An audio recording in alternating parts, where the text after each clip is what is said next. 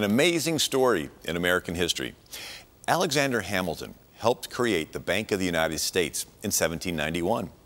By 1822, it was run by Nicholas Biddle, who boasted of having more power than the president, as he set interest rates and reserve requirements, owned newspapers, bought influence, and paid to elect politicians.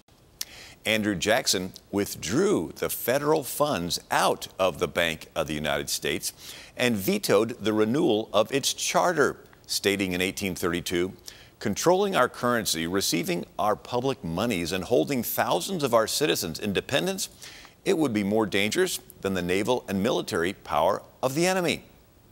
On January 30th, 1835, in the midst of the bank war with the Bank of the United States, President Andrew Jackson survived an assassination attempt when a bearded man, Richard Lawrence, fired 2 pistols at him at point-blank range. For some reason, the guns misfired. Davy Crockett, who was with the president, wrestled the assailant down and disarmed him. When King William IV of England heard of the incident, he wrote expressing his concern.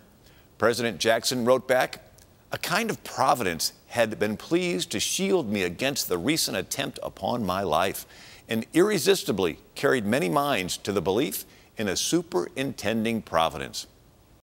Andrew Jackson stated in his second inaugural address, "It is my fervent prayer to that Almighty Being before whom I now stand, and who has kept us in his hands from the infancy of our republic to the present day, that he will inspire the hearts of my fellow citizens, that we may be preserved from danger."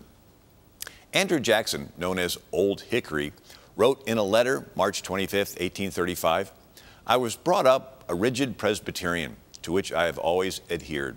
Our excellent Constitution guarantees to everyone freedom of religion, and charity tells us, and you know charity is the real basis of all true religion, judge the tree by its fruit. All who profess Christianity believe in a Savior, and that by and through him we must be saved. We ought therefore to consider all good Christians whose walks correspond with their professions, be they Presbyterian, Episcopalians, Baptist, Methodist, or Roman Catholic." Andrew Jackson carried a bullet in his body from a duel defending the honor of his wife, Rachel. She died 3 months before he took office as the 7th president, resulting in his niece, Emily Donaldson, filling the role of the First Lady. When Emily died, Andrew Jackson wrote to her husband, Colonel A.J. Donaldson, December 30th, 1836, "We cannot recall her. We are commanded by our dear Savior not to mourn for the dead, but for the living.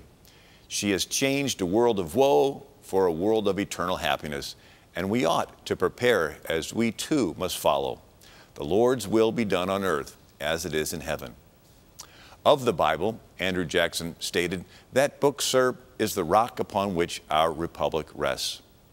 America has a unique history of faith, and it's important for us to remember faith and miracles in our history.